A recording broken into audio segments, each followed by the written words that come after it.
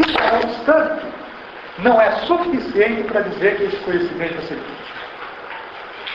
Claro, então, entre a pessoa que não sabe nada sobre um determinado assunto, entre a pessoa que tem um conhecimento técnico sobre o assunto e a pessoa que tem um conhecimento científico, tem três diferenças importantes. Okay? É possível, então, se tornar um mestre nas artes e nas técnicas, e, portanto, não conhecer aquele assunto no sentido científico da palavra.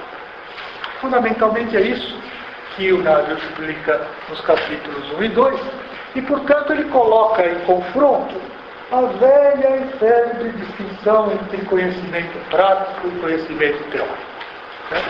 Entre prática e teoria. Normalmente, a ciência é associada mais ao conhecimento teórico, enquanto a técnica é associada mais ao conhecimento prático. E é enganadora a ideia de que isso é suficiente para distinguir ciência de tecnologia técnica ou conhecimento do uso comum. Tá? A diferença, mas uma das principais estratégias do Nagel é mostrar que uma coisa relaciona-se com a outra, a aplicação prática na ciência e fora da ciência, só que a aplicação prática na ciência tem um pequeno detalhe que torna essa prática científica. É esse detalhe que nós vamos encontrar aqui no texto. Tá?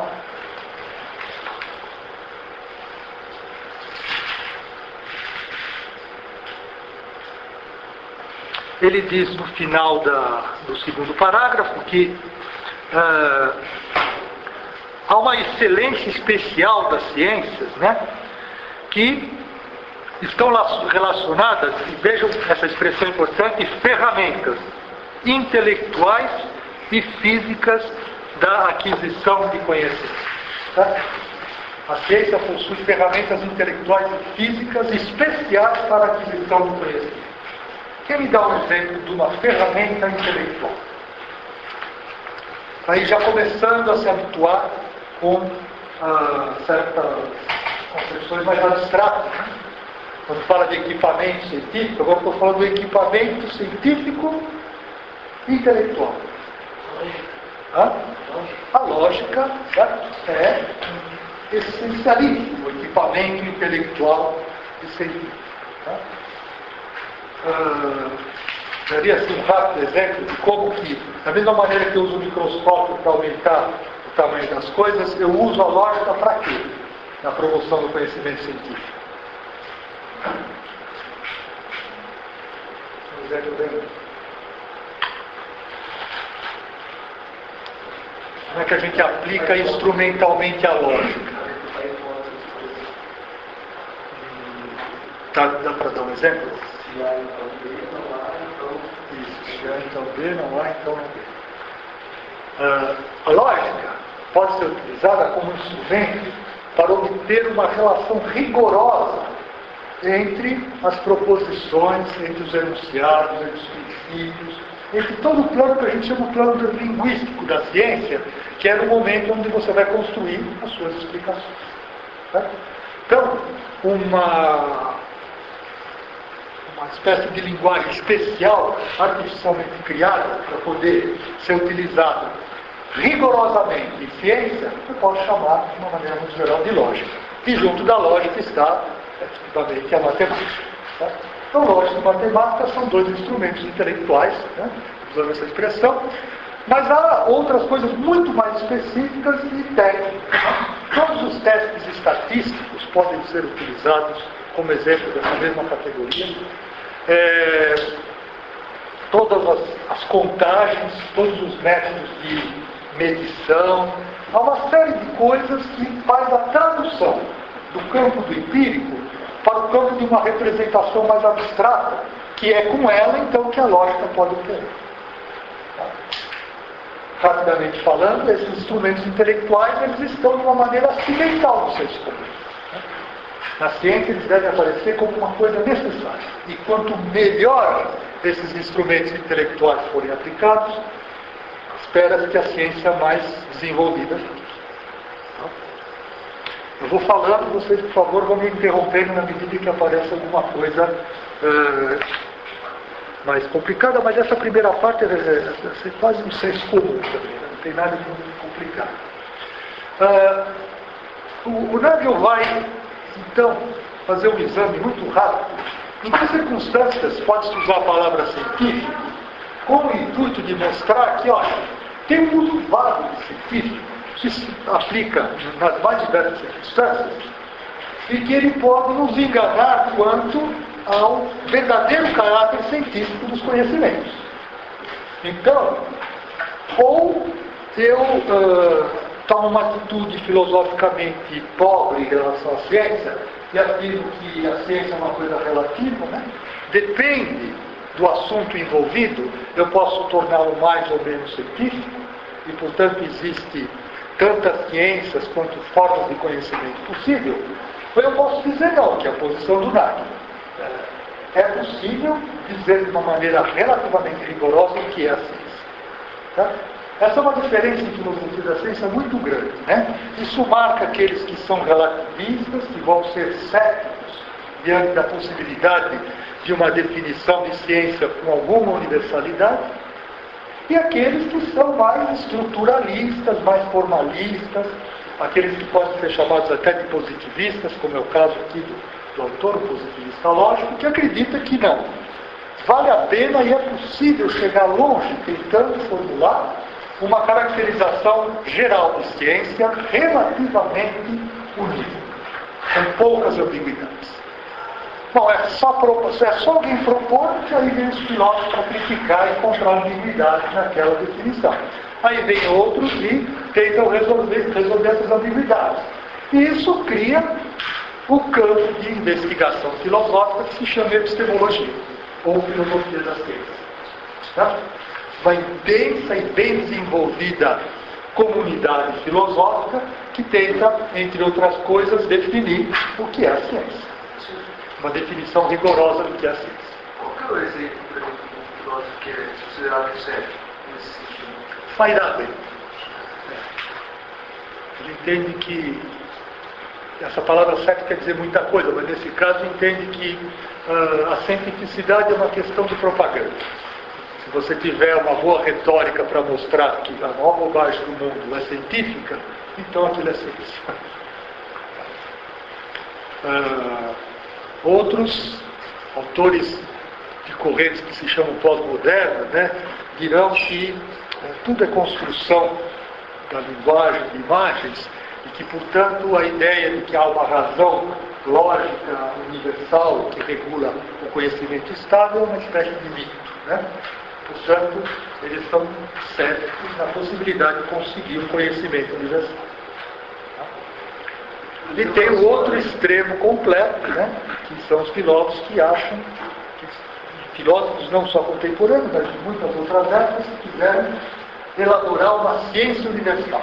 Você diz que a sistematização uma ciência universal ou uma formulação que, uma vez elaborada, dali sai um método que pode ser aplicado a qualquer tipo de conhecimento que você sempre obtenha resultados científicos. Quase ninguém mais acredita nisso, né, com essa mudança, mas os relativistas ainda não destruíram a ciência. A Josocílio diz que essa sistematização lógica rigorosa é o ideal. O ideal, nós vamos chegar lá e sobre a seguido isso. O ideal não é alguma coisa que, olha, enquanto eu não conseguir a sistematização plena, eu não posso considerar o resultado científico aceitável. Né? Porque aí vai transformar a pesquisa científica empírica em pesquisa formal matemática. Certo? Aproveitar aqui para chamar atenção para uma tensão entre filósofos da ciência e científicos, né? Parece que, e aí, se vocês tiverem alguma coisa a dizer, já começamos a fazer a minha esperança, né, de todos os cientistas e os filósofos para conversar, né? Normalmente, quando um filósofo da ciência explica para um cientista o que é a ciência de uma maneira bem detalhada, ele olha aquilo e fala, olha, eu não fazia a menor ideia de que era isso que eu fazia. E eu nem consigo ainda enxergar que, sabe, Essa é uma coisa que o filósofo, quando olha a ciência, ele vê isso, mas o cientista não só não vê, como é totalmente dispensável saber disso para fazer a ciência. Por quê? Porque tem-se a opinião de que uma coisa é você saber obter explicações científicas. Outra coisa é saber por que, como se obtém as explicações científicas. Certo? E há uma atenção enorme daqueles que pensam também que o estudo da filosofia, da ciência, da lógica, colabora para uma aplicação mais adequada do método científico, no trabalho científico concreto. E aqueles que dizem que não, né? Que a ciência caminha por conta própria, que uma análise filosófica ajuda muito na ciência. Portanto, são atividades que não se completam, que não têm uma relação, a não ser acidental, né? Estou falando de uma relação institucional profunda. Não sei, eu vou pronunciar aqui que eu penso de uma posição ou outra, mais para frente, mas se essa questão aparecer, às vezes aparece até de uma maneira um pouco tensa mesmo, né? Pô, não precisa aprender nada disso para fazer ciência, né? E a mesma coisa do outro lado. O filósofo fala que eu vejo as coisas a priori, né? Preciso dos exemplos concretos para entender o que está acontecendo. Eu acho que essas duas posições têm importantes limitações. Tá? Bom, então, tudo isso para introduzir esses vários usos de científico. E toda vez que alguém fala que uma determinada coisa é científica, ele está querendo conferir uma certa autoridade ou dignidade àquilo que recebe esse adjetivo. Ele dá o exemplo, né, de corte de cabelo científico. Técnicas de futebol científico.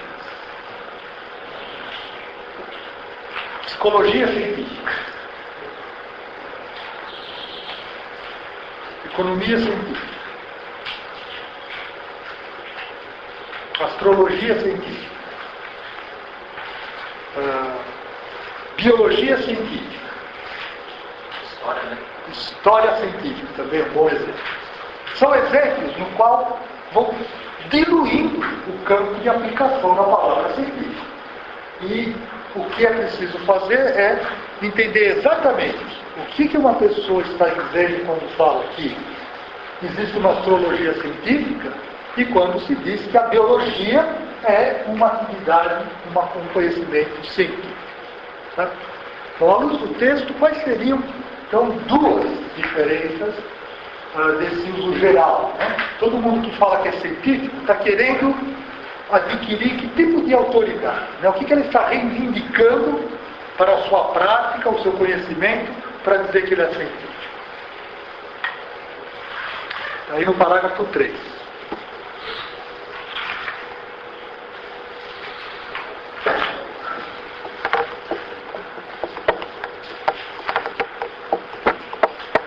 Primeira coisa, ali, ó, página 16.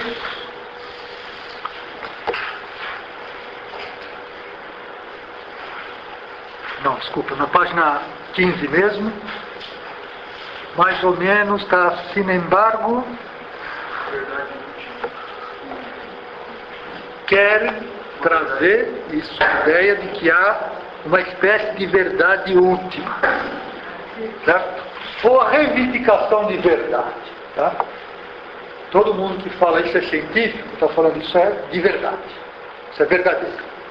Os que falam que não é assim. Aqueles que não estão preocupados com esse tipo de propriedade vão, então, não falar muito em verdade. Agora, tem mais uma coisa, já vou esquecer mais detalhes sobre isso. Tem mais uma coisa aí que está associada, então, à reivindicação do científico.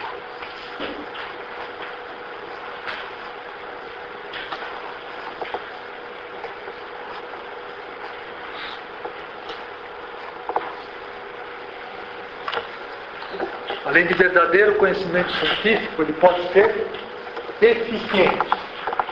Tá? Verdadeiro não é só uma questão de busca da verdade, mas também de eficiência.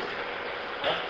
Então a astrologia científica faz predições melhores do que uma astrologia não científica. Certo? Da mesma maneira que a biologia científica consegue explicar os fenômenos de uma maneira mais precisa do que uma biologia não científica. Então, nesse sentido geral, vamos dizer assim, bom, a bioquímica é mais científica do que a fisiologia, porque a bioquímica dá explicações mais verdadeiras dos fenômenos biológicos. Outros vão dizer bobagem. Bioquímica é uma abstração matemática que não vê os fenômenos na sua realidade. O fisiólogo não, ele vê o animal, a planta ali, concretamente, e, portanto, conhecimento empírico direto é mais verdadeiro. Não é bobagem isso.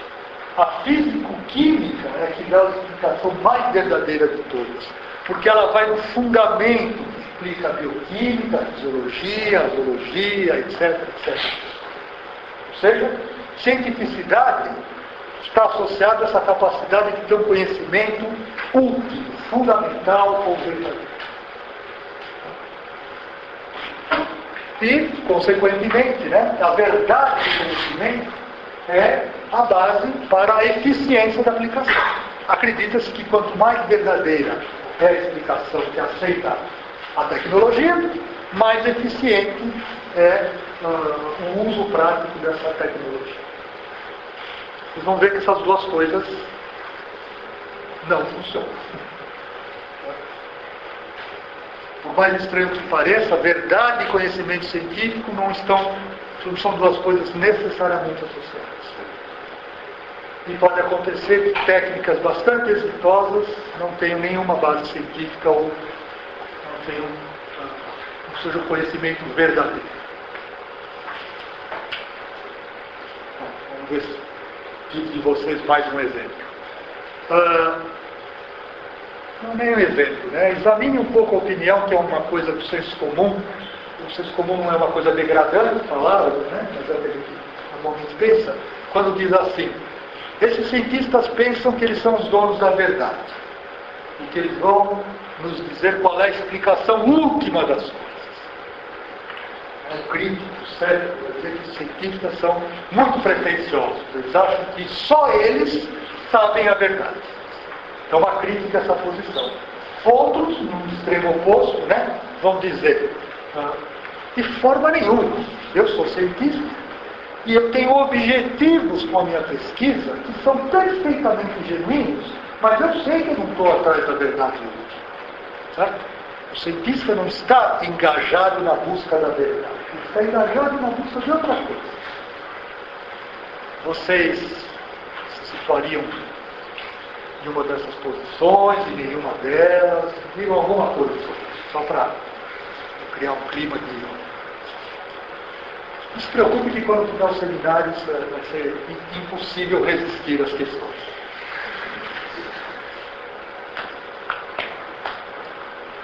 Deixa eu fazer um parênteses. Essa aula para mim é um pouco mais difícil de desenvolver, porque eu estou sempre com o meu cérebro dividido ao meio, Porque eu não quero trivializar demais os exemplos para que eles, os cientistas, fiquem uma coisa muito banal, mas eu também não quero deixar a coisa abstrata demais, a ponto de que não dá para entender muito o que eu estou falando. Tentando encontrar o meio termo daqui. É a primeira vez que tem essa convergência de interesses. Daqui umas 2 aulas eu já me encaixo, certo? Mas foi. Usa o exemplo do mundo fantasma. Isso, isso é um bom exemplo. Explicação fisiológica, até bioquímica seria possível explicar, mas ele não parte dessa explicação. Ele tenta caminhar por uma via filosófica.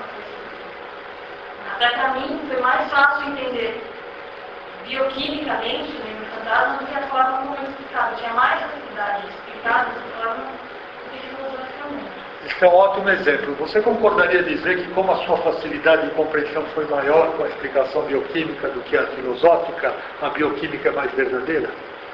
Então, no meu caso é complicado, porque eu venho da neurologia e sou graduando da filosofia agora.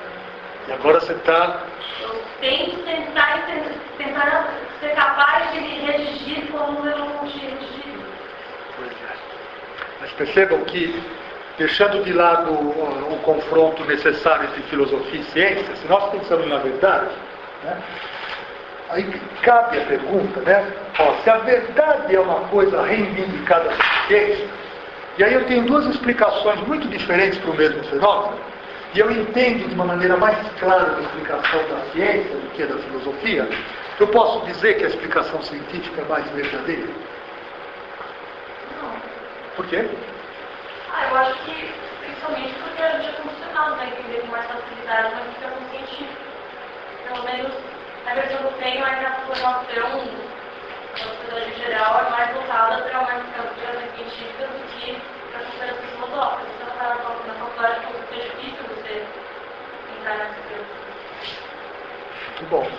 Então nós teremos assim vocês falam de condicionamento, né? Mas digamos que nós já temos uma formação de fundo científico muito maior do que filosófico. Pode-se ver que filosófico é zero, né? Antes do curso superior. Agora começa a mudar, né? Agora o conhecimento filosófico entra como uma coisa importante na formação do ensino médio, do fundamental também, né? Então, pode-se dizer então que é uma questão apenas de maior facilidade de compreensão e não de explicação verdadeira. E é isso? Estão vendo como a coisa vai complicando? Posso dizer, bom, mas significa que eu tenho que me libertar de todos os preconceitos, de todas as formações, de todo o preparo prévio, para que a minha razão fique uma espécie de tábula rasa, uma coisa totalmente limpa, e aí ela está na condição de conhecer a coisa na sua verdadeiramente. Acho que isso não é o caso também, porque, embora essa argumentação leve às nossas ideias de nada, né?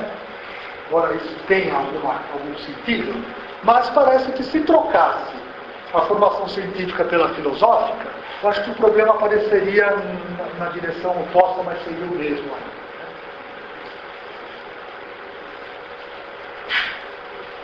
Explorando um pouco mais o exemplo do membro fantasma, né? Você sabe dizer rapidamente o que o Merleau-Ponty, como é que ele explica isso? Muito rapidamente.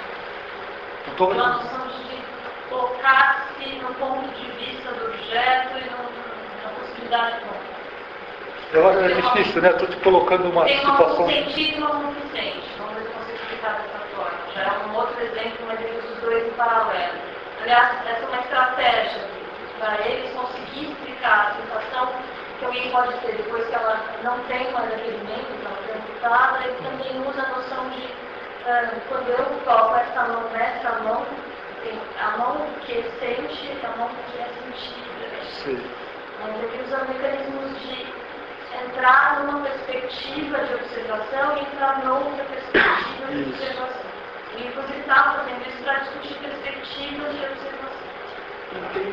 Inclusive, a gente viu na Filosofia da Mente, semestre passado, com Oswaldo? Isso, com Oswaldo. Acho que era o Ramachandran, alguma coisa assim, um cientista que ele desenvolveu uma caixa de espelho onde se colocava um braço, tinha outro braço, e de alguma forma você via, o seu cérebro via como se fosse dois, como se você tivesse o outro. Sim. E aí de alguma forma ele começava a perceber que não existia o outro braço, porque quando você perde... Deu uma imagem fantástica do segundo membro e você não ia mais sentir. Então aos poucos ele ia vendo que era só esse que movia, que o outro não movia. Você olhava e a partir disso curava a dor que a pessoa sentia naquele membro. Tudo isso. E eu acho que até um exemplo que o cientista ele não pensou cientificamente como que isso se dava, mas ele sabia que talvez numa aplicação o resultado seria eficaz, mas não como isso se dá no cérebro. Ok. E a explicação para o membro fantasma, né? Neurológica, né? Eu vou querer usar o professor mais docentes de neurologia, né? Mas é difícil a explicação? Não, porque o cérebro ele já tem uma área em que ele processa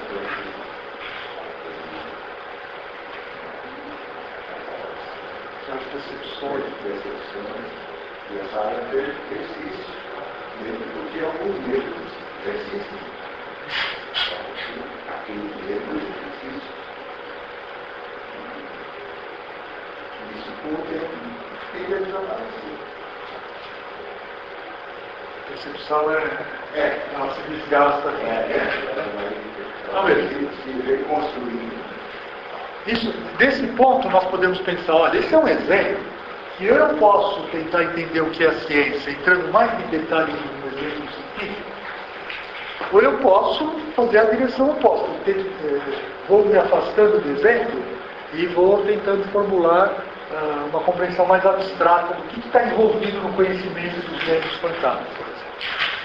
Não vou fazer tudo isso agora, mas é só para ficar como um bom exemplo do que seria a explicação com essa credencial do científico. Aquela que vai partir de medições mais diversas, feitas por um neurofisiologista, e toda a pesquisa em biomedicina que foi feita para fazer uma associação entre transformações bioquímicas e elétricas e a percepção, então vai dar uma explicação nesses termos, ou uma explicação que, veja, no caso do Merleau-Ponty, talvez desse cientista, mas talvez mais ainda do Merleau-Ponty, é só uma explicação de pensamento. O filósofo ele fica refletindo sobre os fenômenos, ele lê, certamente, sobre as coisas, mas ele não precisa necessariamente fazer nenhum tipo de investigação empírica. Ele cria uma série de conceitos e aí ele monta o quê? Monta um argumento. Ele parte de algumas suposições, desenvolve essas suposições e conclui determinadas coisas. Por exemplo, a explicação do mesmo fantasma vai contar uma série de considerações sobre a diferença de perceber e ser percebido, de campo perceptivo, de fenomenologia da percepção, que é uma área extremamente importante, né? Mas ela é feita no laboratório da biblioteca, da mente sentada pensando e lendo e discutindo. É válida essa explicação como científica? Uma explicação, vamos dizer, apenas racional? Tem validade científica? Essa é a questão. Talvez o Merleau-Ponty, na época dele, ele tivesse lido tudo dos cientistas e percebido que a explicação dele não explicava mais do que toda a explicação. Isso, de alguma forma, ele podia pegar aqueles exemplos e tal, e a argumentação racional excede aquela base empírica que os cientistas não tinham como traduzir para uma teoria, né? Você é da filosofia, né? Queria que o cientista dissesse em si, o filósofo raciocinando pode explicar melhor do que o cientista no laboratório. Não, mas ele teve que usar o trabalho do cientista. Ele teve que, de certa forma, usar o trabalho do cientista. Sim, mas digamos, onde a ciência não pode ir, a filosofia dá um passo além. É aceitável isso?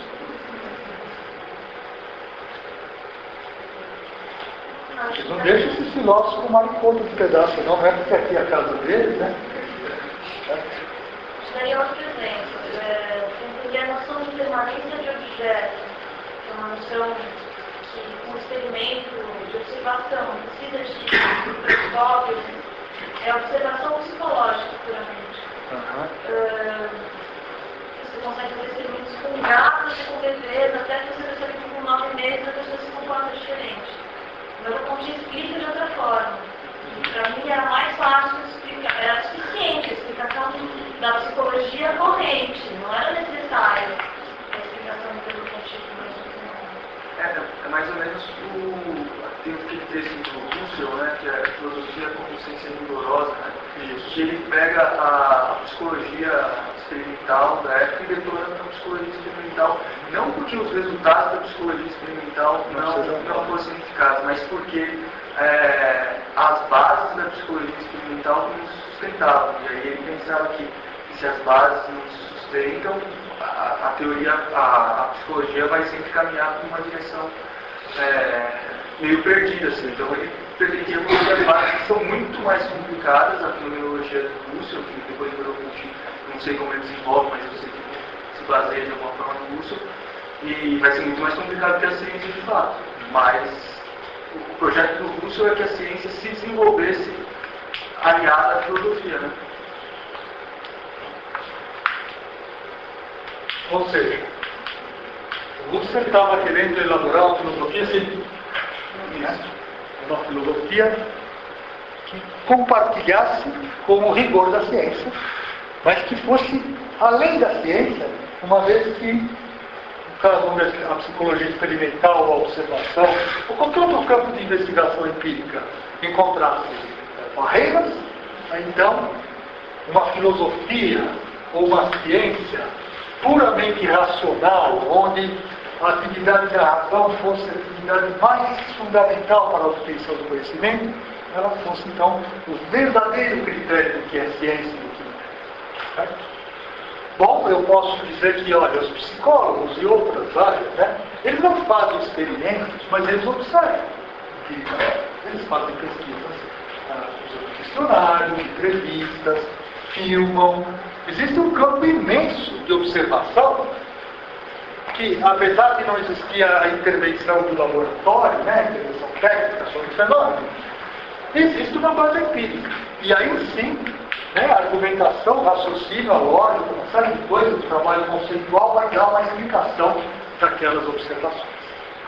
Existe, né, assim, uma intervenção sobre o fenômeno mais profunda, a experimentação que vai modificar as condições concretas do aparecimento do fenômeno com o objetivo de observar uma determinada coisa, ao invés de pegar o fenômeno em volta. Vai separar, coisas que chamam de separar as variáveis, filtrar o fenômeno que você quer investigar. Isso se faz através da experimentação. Então essa é uma história que vai bem longe, né? Só vou voltar aqui ao texto. Pode-se dizer que, hoje em dia, essa tentativa do Husserl é muito rara. Alguns dizem que ele foi o último. Então, né, fazer uma filosofia com essas capacidades. É muito comum uma posição cética dos cientistas de achar que só pensando a gente vai mais longe, porque o trabalho experimental, o trabalho de observação, ele é considerado como essencial. Né? E, por último, nós teríamos muita dificuldade em separar os critérios racionais de explicação científica, filosóficos, e os critérios do senso comum. Nossa dificuldade agora não é saber a diferença entre conhecimento científico e conhecimento do senso comum, mas conhecimento filosófico e conhecimento do senso comum. Se eu aprofundasse essa questão, nós colocaríamos entre o senso comum e a ciência a filosofia e nós triplicaríamos a dificuldade da análise. Tá? Mas esses exemplos talvez possam mostrar que a pluralidade dos tipos de verdade, elas competem entre si para dizer, olha, eu tenho uma explicação científica, corresponde a dizer, eu tenho uma explicação verdadeira. E isso aqui está em questão, né? Precisa ou não a verdade, quais são os critérios. Até o final da sexta parte, essa pergunta vai ser desenvolvida até que se chegue a um conhecimento relativamente claro se a verdade é ou não importante, quais são as outras coisas importantes e assim por diante. Eu acho que o problema do curso é uma questão de filosofia e ciência, porque ele reflete em vários aspectos da psicologia experimental e ele concorda em tudo. Só que o problema é que ele diz que nessas bases a psicologia experimental negligencia a consciência, né? Porque a consciência escapa aos critérios de observação e de experimentação. Né? Mas aí é uma posição dele como filósofo que a ciência não entra na questão do que é a consciência. Ele vai procurar desenvolver isso como uma filosofia científica da consciência. De alguma forma, porque a psicologia experimental daí ajuda atos reflexos e essas coisas. E a ciência não tem nenhuma base teórica para pensar a consciência. Então, só esse exemplo aí, ele vai ser muito útil quando nós falarmos da necessidade de definições rigorosas na ciência. Né? A consciência é uma coisa que pode ser rigorosamente bem definida para ser tratada cientificamente. Bom, agora podemos passar para a parte 1. Começa aí no parágrafo. Deixa eu ver se eu não avancei nada aqui. Ah, não. Mais uma coisinha para dizer. No parágrafo 4, aparece uma posição do Nagel entre a sua crença ou descrença em definir a ciência de uma maneira mais universal. Examinem o parágrafo 4 e vejam se alguém pode me dizer qual é a posição do Nagel.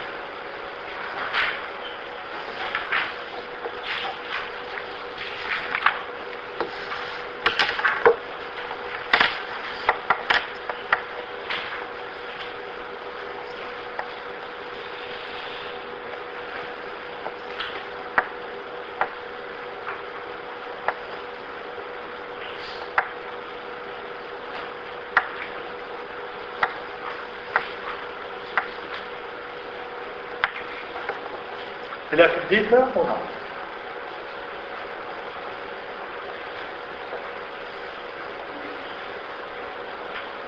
Eu acredito que vocês precisam ler mais o texto antes da aula, para poder pelo menos marcar as coisas, né, que dá para entender e tal. Tá. Tá a pergunta? Não, você que me perguntou. Não. A minha pergunta é, à luz do parágrafo 4, o Nagel ele está aceitando uma possibilidade ou não de definir a ciência de uma maneira mais ou menos rigorosa? A ciência é o que é científico, né? Dá para saber? Busca um ideal, né? Hã? Não, mas assim, em que linha do texto, que parte está escrito isso? A ausência de vistas divisórias precisas não é incompatível com a presença de um núcleo, pelo menos significado seguro para cada uma dessas palavras. Isso.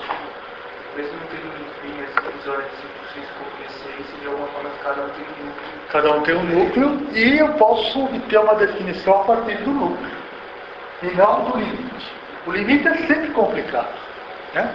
E o que é a definição a partir do núcleo? Há circunstâncias onde eu posso usar de maneira rigorosa um termo científico e rigorosa e apropriado, certo? E, portanto, é uma questão de definir quais são as propriedades, vamos chamar assim, do núcleo, né, do centro. O que centralmente define a ciência? Se você vai se afastando desse centro, bom, aí você vai confundindo a ciência com o senso comum. Mas à medida que você vai ficando no centro, você não tem dúvida que aquilo lá é científico e o outro não é. Certo?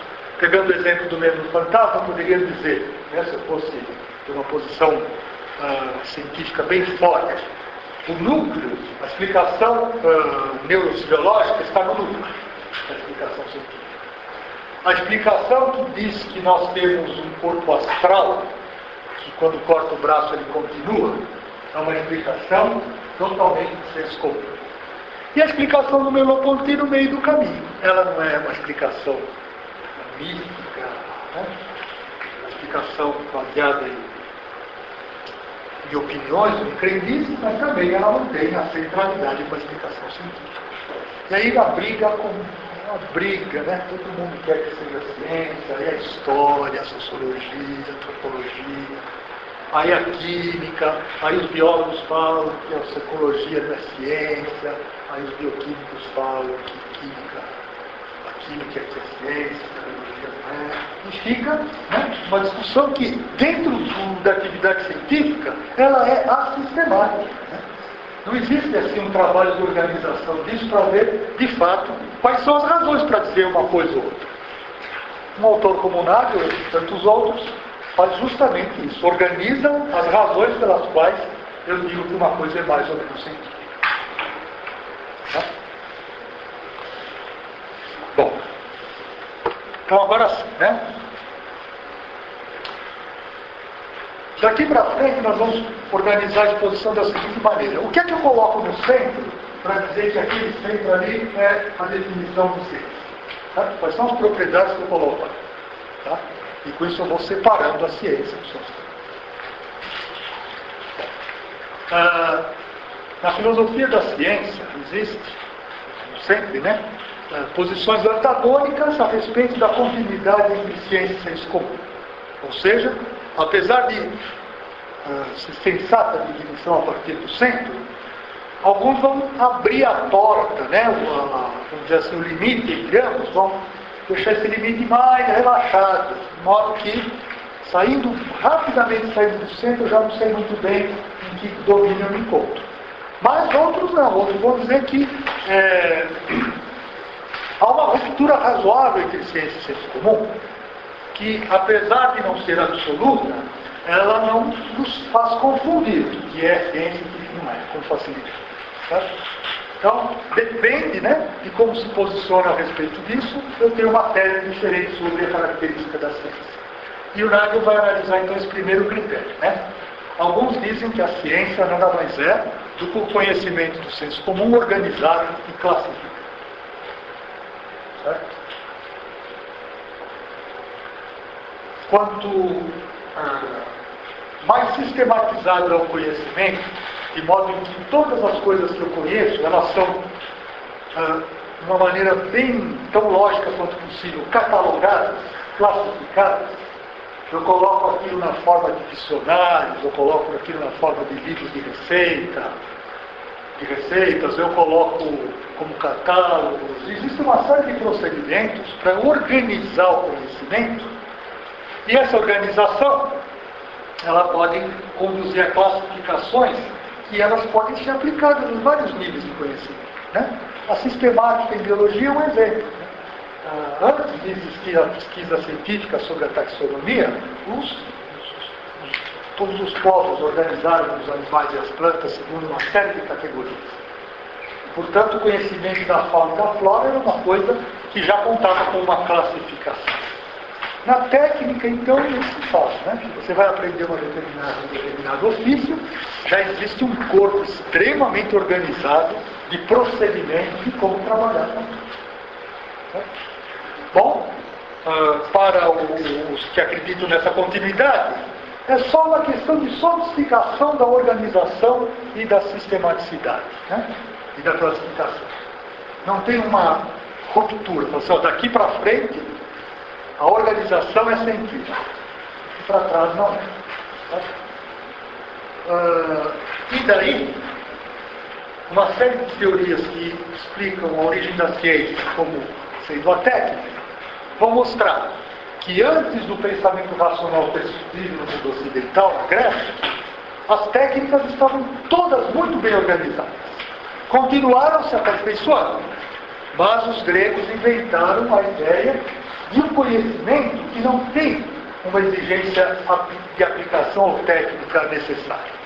Ou seja, um conhecimento cuja organização vai levar a um outro objetivo da investigação em geral.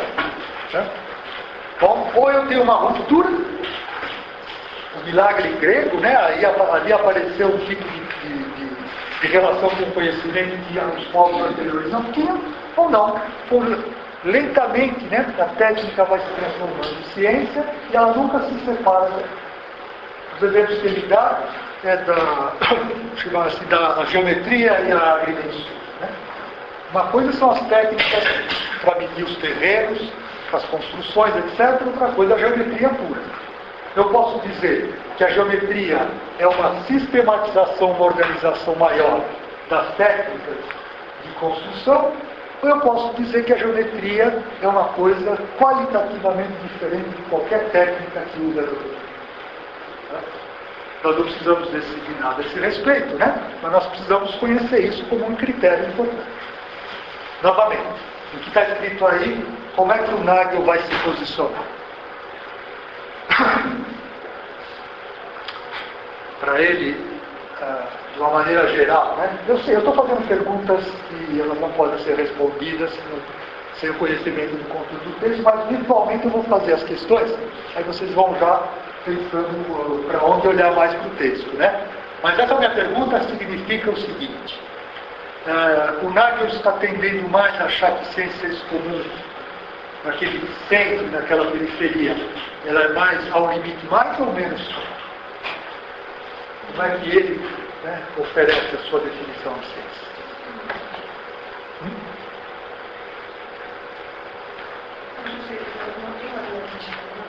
não tem nítida, né? Mas ele diz que uma vez que não tem nítida, não é um fluxo contínuo. Né? Surgiu de uma preocupações práticas, né? Essa é uma técnica. Surgiu de preocupações práticas. E qual é a diferença de vamos dizer assim, conhecimento do senso comum mais científico do menos científico? É que ele é organizado e classificado. Você pega um catálogo, né, de como fazer o bar, você é um conhecimento extremamente organizado. Você pode seguir os passos e faz o bar. Agora, isso é conhecimento científico? Essa é a questão. Dá para perceber o problema? Vamos assim, tentando entender o problema, vai demorar um pouco isso, aí a gente começa a ir atrás das respostas. Né? Então veja, no parágrafo 5, logo no começo, está dizendo que, de fato, muitas ciências surgiram a partir da técnica. Né? E aí ele dá uma série de exemplos, que você só leu o exemplo aí, não é difícil de entender. E aí ele escreve que, seja como for, os comentadores da natureza da ciência que impressionaram, né, se impressionaram com a continuidade histórica entre as convicções do senso comum e as conclusões científicas, às vezes propuseram diferenças mediante, aí, né, anotem isso, interessante, mediante a fórmula segundo a qual as ciências são simplesmente o sentido comum organizado ou classificado. Né? Ou seja, a impressão de continuidade entre técnica e ciência pode ser tão grande que eu não vejo mais razões para esse trabalho lógico, todo sofisticado, de encontrar esse livro. Isso nos remete a uma questão extremamente contemporânea, que é a questão da diferença entre o trabalho do cientista atualmente, ele está caminhando mais para uma técnica, e portanto a ideia, né, de que a ciência tem uma ruptura entre ciência técnica, que foi a origem do conhecimento científico, ou ela era falsa, e está se mostrando que ciência e técnica nunca se separaram, e a tendência agora, depois de tantos e tantos séculos de especulação, de Husserl querendo fazer filosofia científica, de fenomenólogos querendo usar explicação, etc., se percebeu que não dá certo. Tem que ser um negócio aplicado mesmo. Daqui para frente nós vamos só investir em ciência que tenha esse liame muito forte com a técnica. Uma coisa que o Leibniz chama de tecnociência. Não para os estudantes de filosofia, mas os estudantes de medicina, o que vocês pensam dessa necessidade intrínseca da técnica? E eu estou deixando de fora alguém de outra área, desculpa, esqueci de perguntar. Temos pessoas que fazem o curso de Ciências da Saúde, de Filosofia, de Educação Física. Não? Não. Os dois, no seu caso? Ah, você é biólogo. Ah, você já é biólogo e está fazendo filosofia. Ótimo. Que mais? Só para eu ter uma ideia para ficar. Já fui engenheiro. Por que você perdeu o título? É o problema do título, né? Uma vez de engenheiro, a gente não pode abrir mão disso. Ninguém é perfeito. Mas agora está fazendo a graduação. Fiz engenharia, fiz administração e marketing. Então, aí essa questão da técnica da engenharia se aplica muito particularmente. Mais alguma formação específica? Então, voltando ao exemplo, né, essa questão, então, para aqueles, no caso que trabalham com engenharia, está vendo a filosofia agora, quem está trabalhando com ciência de filosofia, ou ciência da saúde e filosofia, tem alguma, que rapidamente, uma posição sobre se é verdade ou não que a ciência atual está ficando cada vez mais técnica. E, portanto, ela está mostrando que a tese da continuidade entre ciência e técnica parece ser mais sensata ou mais válida do que a coisa da ruptura.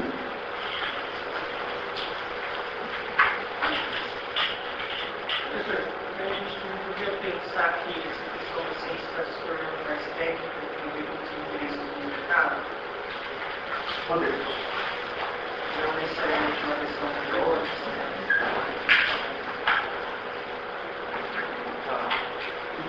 Vamos supor, é um fato que a tecnização da ciência contemporânea é fruto da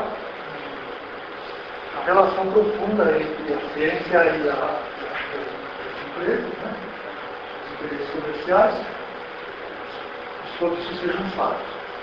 Bom, como esse fato pode explicar a continuidade de ciências como a ciência?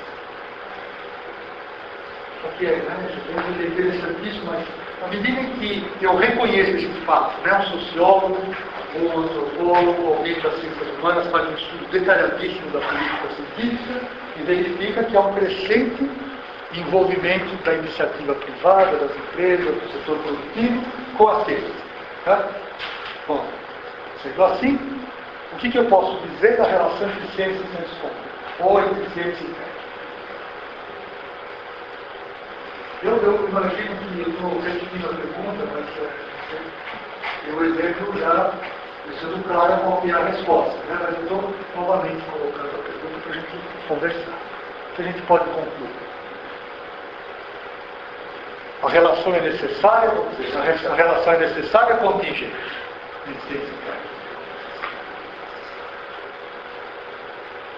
É um acidente histórico ou é uma coisa do fundo da ciência? Dá para arriscar uma hipótese do domínio de natureza, que é a origem da ciência moderna e é a base da técnica. Aí nós temos uma ruptura com relação à ciência moderna, né? É que aqui o campo de análise é a ciência de uma maneira muito mais ampla. Então nós podemos pensar assim. O fato de que o controle da natureza e o uso das coisas da natureza seja um objetivo por trás maior da ciência, então a técnica é realmente a motivação principal da ciência, e não o conhecimento da verdade, coisas assim. Certo? Então, isso daí mostra que existe uma ligação essencial entre técnica e ciência. Isso não é só um mero acidente, não é uma coisa que aconteceu lá na modernidade. É, por isso, historicamente situado, não é necessário. Não é necessário. Particularmente, Mínimo contingente. uma contingência histórica que fez o vínculo entre ciência e técnica, relativamente recente. Nós pensamos no século XVI e XVII, o pensamento teórico existe desde os séculos V ou VI, depende de cada um. Bem, essa é a questão, e a mesma coisa nós podemos dizer hoje. Né? É um acidente histórico, uma contingência histórica de que, depois da Revolução Industrial, uma série de outros processos, a ciência começou a ficar intimamente ligada à técnica, mas ela não era assim, e nem necessariamente deva ser assim. Não seria por causa da premissa da experimentação, da experiência, ou seja, no momento que a ciência necessita utilizar-se da experiência para se legitimar, ela precisa da técnica, nesse caso, no sentido da tecnologia, entregar. A gente dá uma outra volta, né? Bom, eu vou explorar, nessas primeiras horas eu vou explorar todas as suas questões, mesmo que a coisa perca um pouco da sua organização, a gente abrindo o campo do produto, certo? Nesse caso, a relação entre ciência e técnica, com seu exemplo, pode ser a seguinte. E isso é um argumento muito utilizado.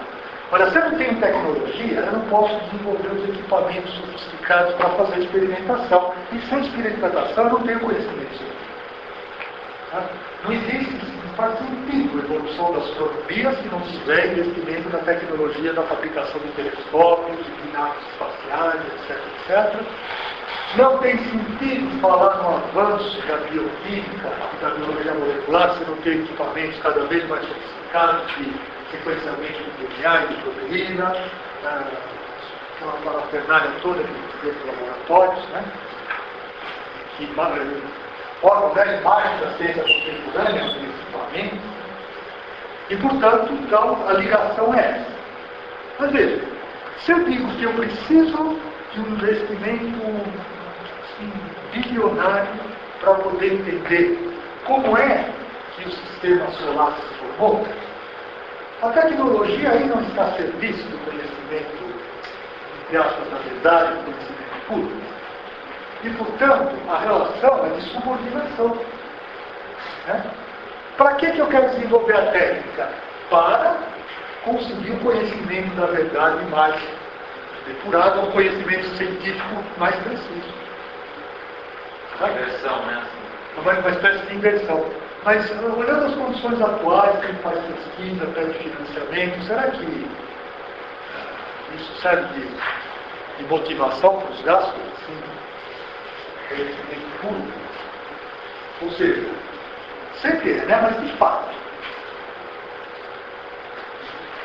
A sociedade brasileira, como é que a sociedade brasileira verificaria um gasto exorbitante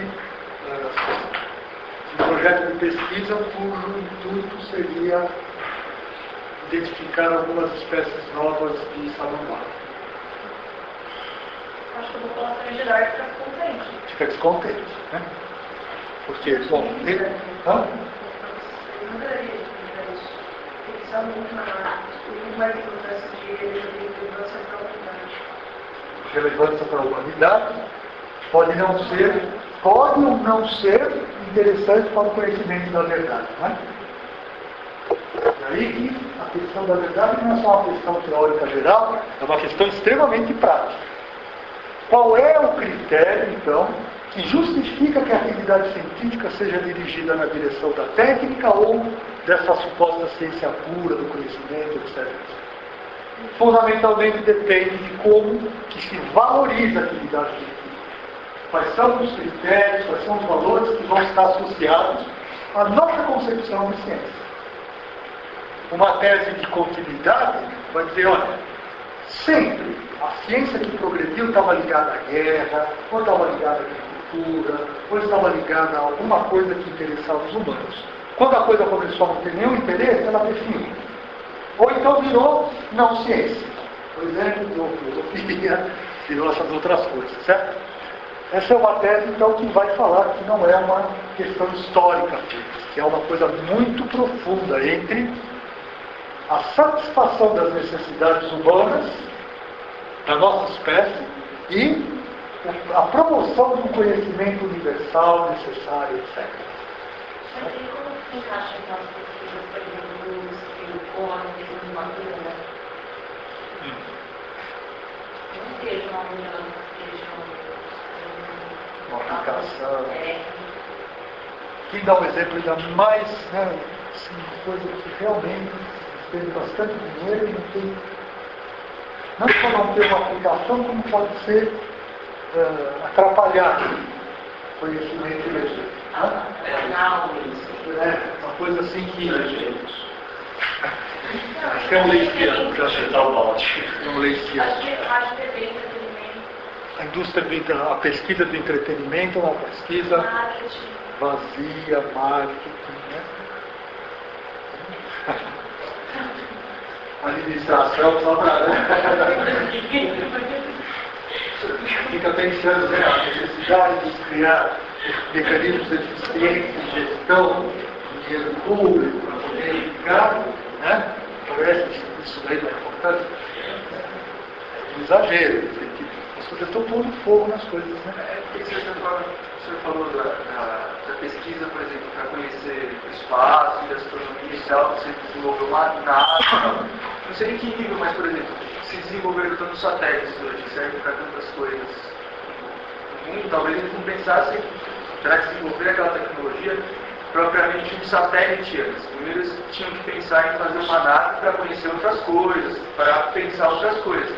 E a partir dessa tecnologia, vamos dizer, parece que não vai servir para nada, só vai servir para conhecer o espaço e tal, você acaba desenvolvendo depois alguma coisa que é útil, que é técnica, como um satélite. Eu lembro na aula de matemática uma vez que o professor falou, eu não sei o que se trata direito, ele falou que tinha uma teoria matemática das linhas, não sei que é das linhas e tal, assim. Eu não sei se é das cordas, como é que não servia para nada, eles deixaram num banco de dados de matemática. E aí uma vez o cara tinha que fazer uma máquina de raio-x ou alguma coisa assim, e o grupo de cientistas ninguém achava uma solução para aquilo, né? E aí um deles conhecia essa teoria e falou, se a gente aplicar essa teoria, talvez dê para fazer a máquina. Então, uma pesquisa básica que aparentemente não tinha utilidade nenhuma, passa a ter. Se você vai acumulando várias teorias e várias, alguma hora pode ser. Então, esse seu exemplo, ele alimenta uma posição da relação entre ciência e técnica, que ela foi muito comum, assim, mais ou menos nos anos 50, 70, nos Estados Unidos, né? É a seguinte orientação: a melhor maneira de desenvolver a tecnologia do país é dar extrema liberdade aos cientistas. É de extrema liberdade de pesquisa aos cientistas sem cobrar nenhuma aplicação e nem resultados imediatos, e nem medir esforços. Por quê? Porque quando o cientista é deixado na sua liberdade de criação, ele vai encontrar um tipo de conhecimento que é o mais potente para gerar as tecnologias mais avançadas que existem. Se você começa a moldar demais o cientista para que ele caminhe na direção de ter certos resultados, o resultado é pior. E aí vai atrasar o desenvolvimento da própria tecnologia. Com as artes, por exemplo, e com a guerra, etc. Então, você acha que deixa a ciência à frente e se transforma numa potência militar, porque até o conhecimento da física mais profundo é o que proporciona os equipamentos de guerra ou qualquer equipamento mais eficaz. A energia. Percebe que com essa contraposição os exemplos vão aparecer. Energia nuclear, uma série deles, e a questão que, né, a gente pode voltar mais uma vez aqui para o âmbito dessa exposição, e hoje? E o trabalho que a gente conhece mais proximamente? Ainda vale essa política? Liberdade completa para a tecnologia mais avançada? Aquele debate de pesquisa aplicada, pesquisa de base. Aí esse é o ninho da cobra. É o ninho da cobra, de onde saem os problemas, né? A diferença entre... Ela é atual, né? Assim, ela é Ele é extremamente atual. Ela talvez seja uma das questões mais atuais do desenvolvimento da ciência. Professor, e quanto aos fatos históricos, as guerras mundiais do século XX e depois a Guerra Fria, não deu um implemento, esses fatos históricos não deram implemento... Então isso é o contrário, né? Isso é o contrário. E outra coisa, a necessidade das potências mundiais se estabelecerem politicamente é que é um alimento para a pesquisa científica. Então ela já tem que estar com uma perspectiva em vista. Pode dar errado, né? Põe o cientista para estudar o que eles querem e depois não tem dinheiro para fazer o exército e aí todo mundo morre e vai todo mundo preso, né? Eu já fui em alguns congressos que o pesquisador que estava dando a palestra falou que não era mais para a gente pesquisar só por pesquisar, que era para a gente pesquisar focando no dinheiro, no futuro, assim, para ganhar dinheiro. Aí ele falou que era absurdo, não foi ele, só ele. Foram vários congressos e o pesquisador falava isso, que era para você pesquisar, para fazer alguma coisa que dá dinheiro, não uma coisa que... Dá prazer. Que seja bom para a humanidade, assim. Ah, sim. Não ser altruísta, né? Uma coisa que gere... Então eu acho que eles, hoje em dia, eles meio que moldam, assim, a pesquisa para você ter dinheiro. E os pesquisadores em volta de tudo, é verdade. Meu Deus do céu. Muita gente concorda mesmo, né? Se filosofia desse dinheiro, eu não está rico, né? Mas eu não ia liberar, não ia negar o dinheiro, né? Mas então, ó, isso vai ficando complexo, né? Como é que ele falou, isso tem uma física. Quando eu estava na física, um professor da UFSCar, ele chegou a falar para a gente assim, que ele foi até a USP e falou assim, que a gente ia fazer pesquisa, mas a gente tem que aprender a ser grandes administradores. A gente tem que aprender a mexer bastante marketing, porque senão a gente fica no zero. Ele falou desse jeito, a gente tem que aprender a saber fazer o nosso negócio. E vamos aumentar o... Até certo ponto, matou essa ideia grande de pesquisa como uma colaboração com a comunidade, que é ser aplicada. Hein? Agora imagina a busca da verdade desinteressada sobre a essência das coisas. E a questão da patente. Agora a coisa vai dar uma estimulada, a gente abre um pouco, certo? A gente, eu vou deixar o Nigel ficar um pouquinho de lado para depois o Nigel nos ajudar. Mas vamos lá. Só chamar a atenção, os dois depoimentos de vocês não são meras opiniões, são coisas que vocês ouviram de uma organização científica que fez um congresso, etc. Então, tem um valor de fato. Né? Então, eu acho que essas duas afirmações mostram que essa relação entre ciência e técnica contemporânea, ela vai na direção de a ciência é subordinada à técnica, e não ao contrário. Ou seja, é necessário resultado um certo médio prazo, que você visualize o resultado um pouco mais, e o resultado com alguma qualidade comercial, para que justifique a pesquisa. Né? Então, isso é algo que caracteriza a valorização da ciência contemporânea no uso que nós estamos conversando aqui. E depois vocês vão ver que não é só, né? Que é muito difundida essa nova orientação. Também como uma posição contrária, e aí é válido, é atual. A gente tem 2 semanas uma notícia na Folha, temos astrônomos fazendo pesquisa no sistema passado, no Fenópolis, e aí eu vou pecar na área, mas eles chegaram a uma possibilidade de aplicação desse sistema de pesquisa e de tratamento do câncer sem o uso de raio-x, sem essa coisa tão expansiva de tratamento, de observação de célula cancerígena, a partir de uma pesquisa de astronomia sem utilidade. Quem projetou não estava imaginando em aplicação. Provavelmente alguém com alguma formação mais disciplinar no meio conseguiu observar uma aplicação. Então, há argumentos contra esse tipo de relação entre ciência e técnica, que mostra isso. Você vamos salvar. Quer dizer, ele fez o processo inverso, né? De parte da ciência e da discutir. Tá, acho que está ficando claro o contexto. Por que isso tudo tem a ver com esse exemplo? Porque a relação entre ciência comum, senso comum, técnica e ciência, ela é nuclear na definição de ciência. É um caminho que nós estamos tomando aqui. Eu posso esquecer disso tudo e partir para a lógica. E lá dar os critérios de qual é o sistema lógico mais adequado para definir a ciência. Então, essa é uma conversa que fica um pouco restrita a um certo nível de pessoas. Né? Mas agora dá para verificar que problemas concretos e históricos, eles podem remeter diretamente ao conhecimento mais formal e lógico, e mesmo filosófico do que a ciência. Bom, vamos encerrar um pouco a proliferação dos exemplos. Vamos voltar aqui para a posição do Nagel. Ali só uma observação que está no parágrafo 5, de que há outras motivações para a construção do conhecimento científico, mas a tese é de que a aplicação é a mais importante, né? Examinar isso. Bom, o Nagel, como eu havia perguntado, ele é contra essa diluição da ciência e do senso comum. Né? E com relação a esse primeiro critério de organização e classificação, ele dirá que o senso comum e a ciência devem ser organizados se quiserem ter um conhecimento seguro e estável. Só que a maneira de organizar e de classificar na ciência é específica.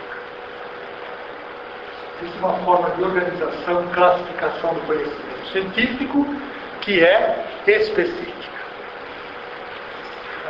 Entender essa especificidade é um passo importante aqui no curso. Agora, os exemplos começam a variar, porque as coisas ficam mais abstratas um pouco. E, pelo menos na metade do parágrafo 6, ou no começo do 7, está escrito o seguinte: página 17, né? Olha, ele dá um exemplo que, no final do capítulo do parágrafo 6, o catálogo de um bibliotecário é uma valiosíssima classificação dos livros, mas ninguém que conheça o significado histórico associado à palavra diria que o catálogo é uma ciência. A dificuldade óbvia consiste em que a fórmula proposta não especifica que tipo de organização ou classificação é característico das ciências. A fórmula, né, de ter apenas essa continuidade. Então vem a pergunta: qual é a forma específica de organização e classificação da ciência? A resposta está toda aí diluída no parágrafo 7, e eu preciso introduzir algumas coisas aqui para isso ficar, dá para compreender melhor.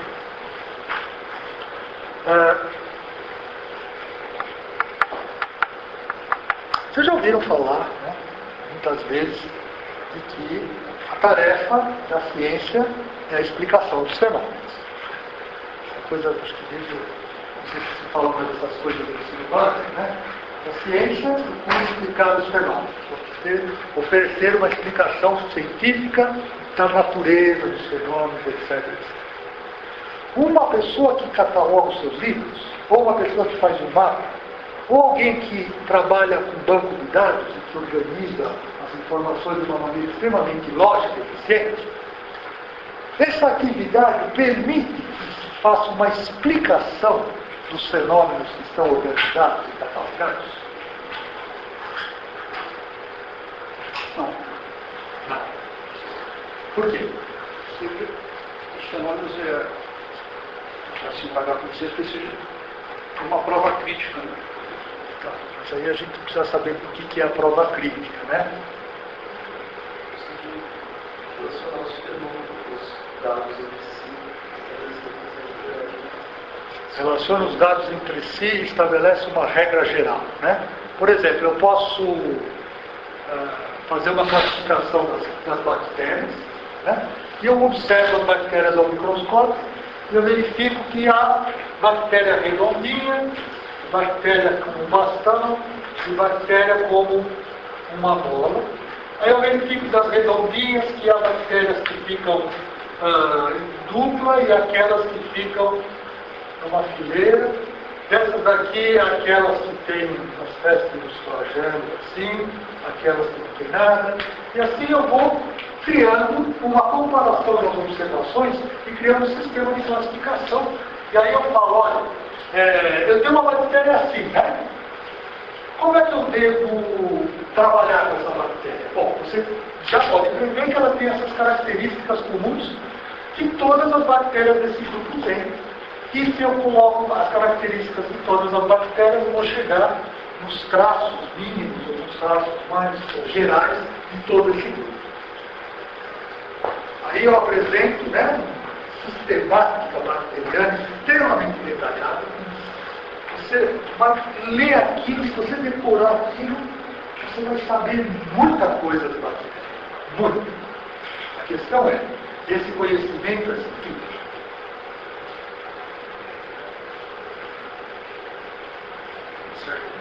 A posse de uma sistematicidade que, né, a gente passa muitos anos nos nossos cursos fazendo exatamente isso, né? Catalogando, classificando e organizando informação. E isso pode ficar muito preciso, a gente pode ficar craque. E a gente diz que está aprendendo. E não é mesmo, não estou negando, né? Não estou falando assim, de uma forma irônica. Mas a pergunta é, bom, claro, né? A pessoa, ela bate o olho assim numa figura, ela fala, essa bactéria tem tais e tais características, provoca tais doenças, os antibióticos que precisam ser utilizados para combater essas tais, etc. Isso é um conhecimento ultra organizado. Ele é científico? Isso que é informação, né? Aqui eu uso a expressão controlado, né? O controlado é mais informação, mas, puxa, parece ciência e informação, né? É a mesma coisa, isso. Então, essa que é a coisa, né? Informações do que a gente tem, científicas. Que é, a fonte é segura. Então, se você tem uma série de conhecimentos que eles são de origem científica, você incorporou o conhecimento científico para você. Claro, eu acho que está ótimo. Pode ser mais científico, você pode conhecer mais o funcionamento da bactéria, mas se você conhecer todas as bactérias, já é científico. Certo. Você pode avançar. Você pode avançar, mas E o que seria avançar? Você pode analisar mais detalhadamente. Você pega esse grupo aqui, a gente bota no microscópio eletrônico, a gente vê que tem outros subgrupos, e assim sucessivamente. Esse é um argumento forte para dizer que é bobagem essa distinção entre uma forma especial de organizar ou organizar a informação. Informação muito organizada é ciência. Informação mais ou menos organizada é mais ou menos ciência. A informação desorganizada funciona mais ou menos no senso comum. E mais do que isso, né? A informação capaz de ser mais organizada, ela foi obtida cientificamente. Isso que é uma sistematicidade no livro, no químico, que não existe no romance. Agora, precisa verificar se essa exigência que o Nagel está dizendo, que precisa de um tipo especial de organização, se isso diz respeito a algo que é qualitativamente diferente entre a organização científica e a organização de outras coisas. Essa é a pergunta. A resposta é que há uma coisa, e é isso que eu estou querendo provocar que vocês pensem no assunto. Por exemplo, aquele livro As Palavras das Coisas, ele fala sobre a história natural e a biologia, né? Certo. Que ele diz que a história natural ela pensava a classificação dos seres e das plantas, por exemplo, seguindo um critério totalmente diferente do que a biologia. A história natural seria, sei lá, critérios comuns entre cada planta. Já na biologia, seriam critérios de função entre cada planta. Então, de um animal para o outro. Isso, pode ser que hoje seja ainda mais diferente ainda, né? Porque, por exemplo, se ele vai pegar o peixe, você vai comparar, sei lá, brânquias com os pulmões do ser humano. Não porque eles pareçam em si, mas porque eles têm a mesma função. Então, talvez, e ele tem toda uma teoria de como se submete a racionalidade a procurar o que são os critérios comuns de cada coisa. Eu acho que hoje é mais ou menos isso, por exemplo, classificar matérias. Você classifica uma coisa, segundo o outro. Isso aí. O Foucault fez uma análise, então, da diferença entre os conceitos usados no âmbito da história natural, os conceitos usados no âmbito da biologia, e aí eu vou chamar a palavra extremamente complicada, aqui tem uma coisa ligada à função. E aqui teria uma coisa mais ligada à descrição. Então, diz, a história natural, ela descreve, cataloga, faz um catálogo, organiza, classifica as formas dos animais, das plantas, dos minerais, e a história natural é um conhecimento global de toda essa diversidade bem organizada. A biologia não, a biologia quer saber qual é a função que todas essas formas possuem na natureza. Ou como é que como é que essas formas entram no processo a partir do qual elas são geradas, se desenvolvem, acontecem, morrem, desaparecem, nascem, etc. Né? Você pegou um exemplo de um particular, mas sem entrar nesse detalhe físico. O Nagel diria que o que precisa para que essa classificação seja científica é que ela tenha um poder explicativo.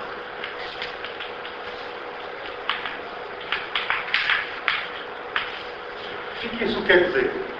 Eu não sei só que as bactérias se dividem em esféricas e de forma de bastão, mas eu sei também por que elas se dividem. Certo? A explicação é uma resposta à pergunta por quê. De uma classificação, no geral, uma resposta à pergunta que. Né? A coisa é assim porque, bom, estou dizendo que as bactérias se dividem em tais e tais, que essas outras coisas têm essas outras subdivisões, propriedades, etc. Mas, diz o Nagel, é necessário, então, que eu vá até o conhecimento das causas, para que haja, então, uma explicação científica. a ciência das causas da organização das coisas, e não apenas a própria organização. Essa é, né, a diferença entre informar e conhecer. Eu tenho informação que as coisas são assim, eu só faço. Eu tenho uma explicação de por que as coisas são assim. Aí você deu um exemplo, né, de que aquele monte de conhecimento é científico, sem sombra de dúvida. Mas é possível você conhecer com detalhe todas as fases cientificamente estabelecidas na fase do metabolismo. Você conhece aqui precisamente e você sabe por que aquela sequência de reação existe. Você explicar, olha, essa sequência de coisas acontece por conta dessas causas. Não estou dizendo que não tem uma causa, mas dá para perceber que são coisas um pouco diferentes, ou talvez muito diferentes. É aquela coisa que a gente tem uma sensação, quando está estudando a um certo ponto, que você sabe um monte de coisa, mas você não sabe muito bem o sentido daquilo. Você não consegue organizar de uma forma a ter as razões mais gerais, mais comuns. Isso aí é o que seria a característica explicativa ou explanatória da ciência. Ela habilita a pessoa a saber as causas, o porquê, e para dar uma explicação, um dos caminhos para explicar é dizer qual é a causa.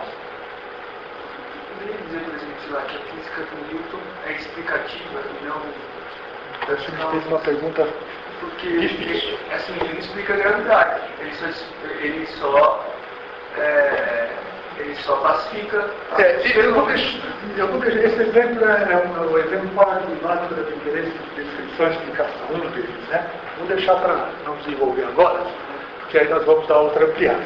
Mas eu acho que, de maneira geral, de uma maneira até um pouco vaga, deu para perceber o caminho de tentar especificar o ponto central que define a ciência.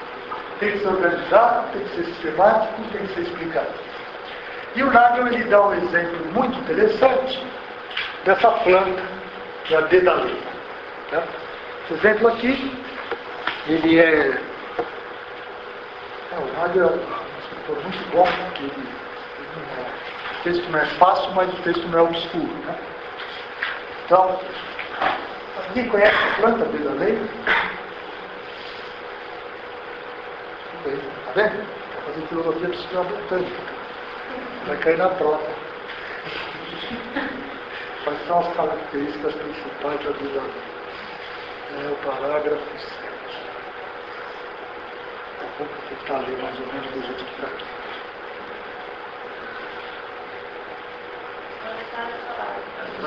Você achou?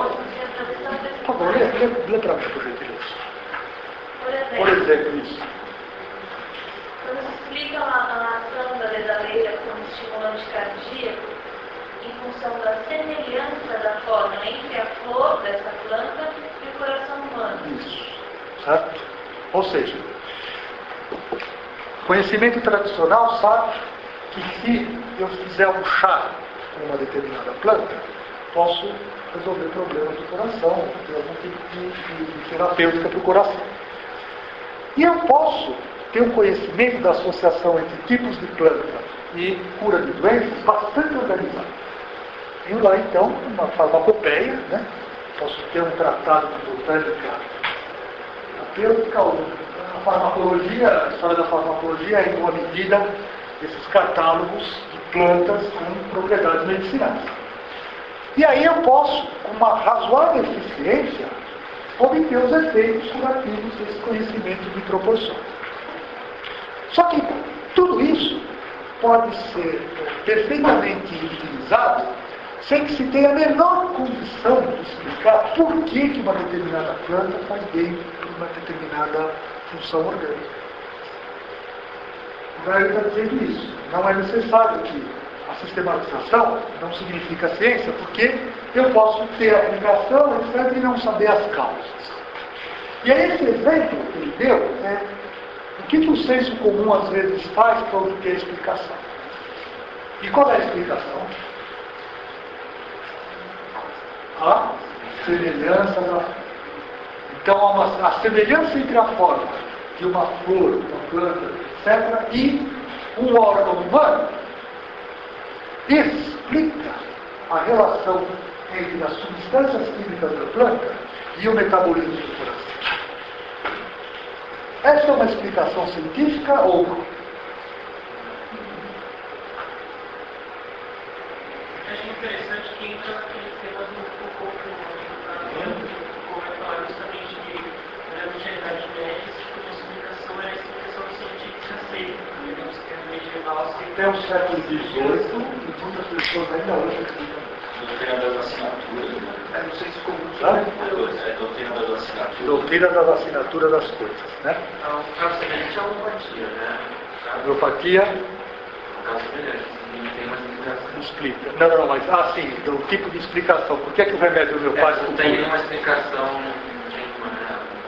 Está ótimo que vocês estão falando essas coisas, não tem uma explicação, a explicação não é científica, né? Veja, explicar é que é o critério de cientificidade. Tá? Então, nesse tipo de análise, o conhecimento extremamente sofisticado de um sistemático que organiza tudo aquilo, tem aquele conhecimento que eu falei, e que não é explicativo, em princípio, ele é menos científico do que a explicação pela forma do coração. Esses critérios. Eu sei que são total absurdos.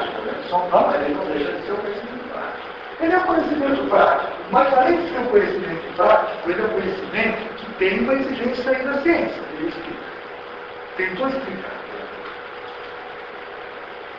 Bom, vamos supor que, de fato, a história mostrou que essa planta tem uma substância que ela pode ser utilizada contra a hidroxina.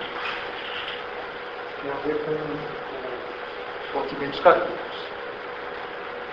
Contingencialmente, né, aconteceu de que essa associação existia.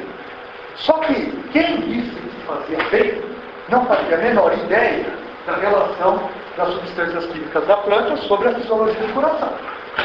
Só que mesmo sem fazer uma ideia, fez uma explicação, tentou mostrar qual era a causa do poder terapêutico. Então nós temos que enfrentar essa primeira dificuldade. Uma coisa se explica ou não explica. Agora, explicar é suficiente? Parece que não. Eu posso dizer, há explicações do senso comum porque há explicações científicas. Mas, construindo o que é conhecimento científico, a necessidade de explicação, isso é paradoxal, né? Coloca a pessoa mais próxima da ciência quando dá uma explicação do senso comum do que apresenta apenas a informação científica. Está exatamente contra isso, né? Mas quem consegue explicar, quem tem que explicar, quem quer explicar, está mais dentro do espírito científico do que quem só organiza, que está mais dentro do espírito técnico. Dá para entender? E eu vou mostrar aqui, e a gente já vai fazer o intervalo, olha. Ali está então, a citação do Nagel. E essa doutrina da assinatura das coisas, não vou entrar em detalhe nisso, mas em 1588, esse autor aqui, que é o Jean-Baptiste de La Porta, ele escreveu um tratado que chama Fitognomônica, onde tem uma série de exemplos da aplicação da relação entre a forma das plantas e os órgãos humanos. Então aqui, por exemplo, eu tenho coração e uma série de plantas que produzem efeitos terapêuticos sobre as doenças cardíacas. Pode ser que as raízes, ou os frutos, ou as folhas, ou o fruto também se assemelham ao coração. Então, se você fizer um chá, um extrato, cataplasma, uma série de preparações com essas plantas, vai melhorar o coração. Tá? Bom, a mesma coisa aqui, né? Para que serve essa planta aqui? Cientificamente, vamos lá. Cientista, né? Cientista respondem. Consulta, vai levar um médico já na farmacêutica. Leva para um farmacêutico uma planta para que serve. Mas você vê levar para a cozinheira, na interiorização, ela vai dizer, isso é bom para alguma coisa. Essa planta aqui, ela é boa, segundo essa doutrina, para doenças hepáticas. Ela também frutifica. Onde é que está o fígado? Claro, ninguém pode dar, não. Onde é que está o fígado? Na dor.